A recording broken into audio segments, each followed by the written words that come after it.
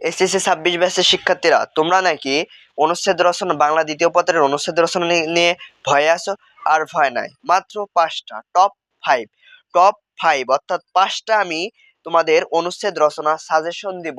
এই 5টা তুমি যদি পড়তে পারো, সকল বোর্ডের জন্য তুমি এই 5টা যদি পড়তে পারো, ইনশাল্লাহ তুমি 2টা কমন পাবে। তুমি 2টা কমন না পেলেও একটা কমন অবশ্যই অবশ্যই পাবে এবং লিখতেও পারবে।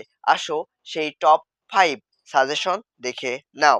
অনুচ্ছেদ রচনার টপ 5 সাজেশনের মধ্যে আমি 1 নম্বরে রেখেছি বইমেলা। বইমেলা 2026 এসএসসি ব্যাচের অনেক পরীক্ষাতে অনেক বোর্ডে আসছে অনেক বোর্ডে আসবে। এরপরে আসবে স্বাধীনতা দিবস। স্বাধীনতা দিবস অনেক বোর্ডে আসবে। স্বাধীনতা দিবস টপ 2। স্বাধীনতা দিবস টপ 3 মোবাইল ফোন, এটা তো বলার কথাই নাই। মোবাইল ফোনও কিন্তু অনেক বোর্ডে আসবে ভাইয়ারা, মোবাইল ফোনও অনেক বোর্ডে আসবে। এবং টপ 4 যেটা রেখেছি আন্তর্জাতিক মাতৃভাষা দিবস, অনেক বোর্ডে আসবে এবং আসছে, অনেক বোর্ডে আসছে এবং আসছে। এরপরে টপ 5 আমি যেটা রেখেছি বিশ্ববিদ্যালয়। বিশ্ববিদ্যালয় অনেক বোর্ডে আসবে আসবে 100% কোনো না কোনো বোর্ডে আসবে। 100% বইমেলা কোনো না কোনো বোর্ডে আসবে। স্বাধীনতা দিবস কোনো না কোনো বোর্ডে আসবে।